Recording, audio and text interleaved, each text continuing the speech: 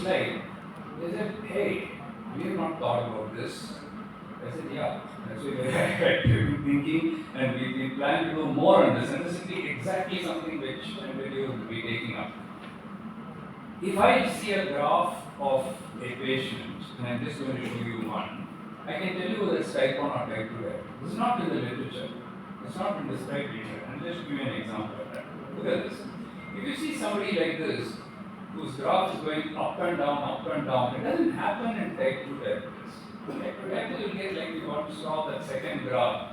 Some yellows you will find, but you won't find a lot of reds. Here, with this particular graph, if I show it in another way, you can see the amount of red there is and how much of yellow there is within hours on the same day.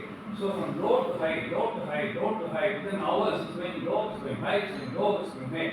If you show me the graph, I say this is type 1 diabetes. I may be wrong, but 95% I be right if I see this. On the other hand, if I show you another graph like this, there's no low, it's only continuously high. So I'll say, hey, your diet has to be improved, maybe you're not active, exercising enough, I have to give you a little more medication, maybe I have to give you one more tablet, maybe I have to give you a little more insulin. Simple. This is type 2 diabetes. Okay? Now, I am saying this out of my previous experience and saying that looks like type 2 and looks like type 1. I'm only guessing. Can we put this into AI and can AI tell us with 99.9% accuracy that this is really type 1 and type 2? Nobody in the world has done this. This is what we're planning to do as one of the first things immediately that we are starting. Now, how do we do that? I don't know. I'm not a mathematician, I don't know how to do. Maybe the level of fluctuation, the number of low sugars, where do we draw the line? Obviously, type 1 is one end and type 2 is another end. There will be some in between who are more difficult. That is what AI will help to pick up. How do we, with about 95% accuracy, say that? You may say that there are other tests to use type 2 diagnose type 1, type 2. Well, there are tests, but there are a lot of tests. Some of them take days to come. This you put it in 3 hours, you know, or 4 hours, you know what is type 1 and type 2. Okay, which you would not have known by taking our old-fashioned SMBG, poke once. You're not going to get that. I'm just giving one example. It's not the only example. I'm just giving one example of how, if we have technologists to help us, and if we had IT specialists to help us, they may not know anything about diabetes, but they know how to analyze it, they know how to bring this to some kind of a logical conclusion. Then we'll be able to analyze it much better.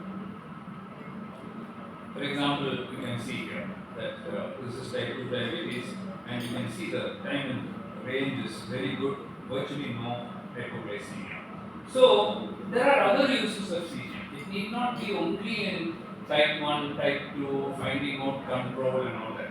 We, many years ago, this is in 2019, for a trial on white rice and brown rice, we used CGM. Even the company had not approved its use. And they said, we don't know, this is not an approved use, it doesn't matter, it's not approved by you, but I am giving white rice to some people and brown rice to some people. These people without diabetes, by the way. They don't have diabetes, but I am giving them white rice and then giving brown rice. Well, let's see what the CGM tells us. This is one of the first applications. The company had not used it and thought about it, but we thought about it even at that time. Just see this graph. What you're seeing in red, the peak, this is non-diabetic peak. You don't even have diabetes, you don't have pre-diabetes. They're eating the polished white rice. Zoom. The sugar goes high, and with that, insulin also peaks. Now, what you're seeing in blue is brown rice. We have prepared some brown rice, not polished at all, and pomegranate rice. Suddenly, the peaks are much lower. When you see carefully, there are some blacks also. The black is when you add legumes and pulses along with the brown rice. So it's making it even more healthier. So this is one of the first illustrations. And then people started saying, hey, we can use it in non-diabetic people. Yeah, we can use this CGM. So CGM does not mean that only in diabetic patients you should use it. If you are creative, this is just one example. Maybe there are 100 other such examples where CGM can give. In fact, people are saying that using CGM, you may be able to predict heart attacks. And certainly we are going to look at complications. That's coming in the next slide. So in this is I think the last slide. So we're going to use AI, ML working with embedUR to understand the patterns of diabetes better, number one. Number two, to use CGM to predict complication of diabetes. Not everybody develops complications. Okay? And using HbA1c, it will give you a good, fairly good idea. Okay, so HbA1c is very high, your 3 months average is very high. These are people who will develop. You find people who have high HbA1c who don't develop complications. And there is a theory, unproven till now, there's a whole theory of Monnier from France, where he said it's not the HbA1c, it's the oscillations of the sugar, the fluctuations of the sugar which are keeping on hitting the cells, go up, down, up, down, up, down, and producing oxidant stress. It's now been proven, actually. We have the data now, okay, but we don't know how to analyze the data. So with embedUR, we'll be looking at can you use the CGM using AI and ML once you train it, the first 5,000, 10,000. Then after that, you'll be able to say, hey, this is the person who's likely to develop complications. This will be a breakthrough in diabetes research which you're hoping to develop. And finally, of course, we start with this, and then it doesn't mean only in CGM we're going to work. Then we take up something else, the next challenge, I think what we are entering into today is into waters where we have not swam before, but we are going to test those waters. And I am very confident that something new will emerge from this.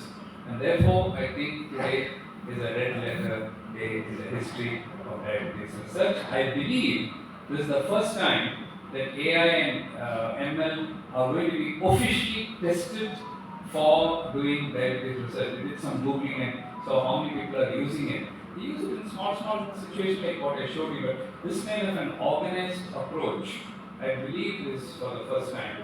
And that's why we thought we should have a press conference to announce this. And with this, I would like to invite my friend Rajesh Subramanian to talk about how he thinks embedUR can help us. This data shows the impact that MDRF is created and the impact that it's generated on people's lives. I mean, curing diabetes and reversing diabetes, this is going to be an excitement. It's an exciting start to a relationship that we believe is going to change the way we look at this disease using artificial intelligence and machine learning. Now, Dr. Mohan talked a lot about CGMs. CGM in a technology world is called a IoT medical wearable device. Internet of Things, IoT, medical, medicine, wearable. So, if you think about a CGM, a continuous glucose monitoring system that people wear, it's got two parts to it. There is a processor inside it, a microcontroller of sorts, that does the computation.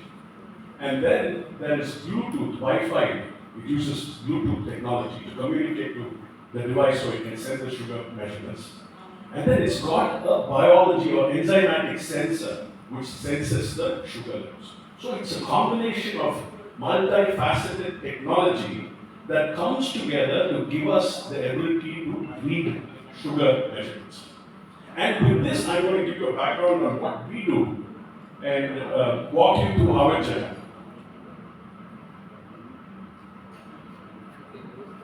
Yeah. Oh, this one. Oh, yes, yes. So we are technology experts and a go-to partner for creating customized software solutions for our customers across all devices and all verticals. And that's what we do at embedUR. And I'll quickly go through the journey. We started the company in 2004 in Silicon Valley.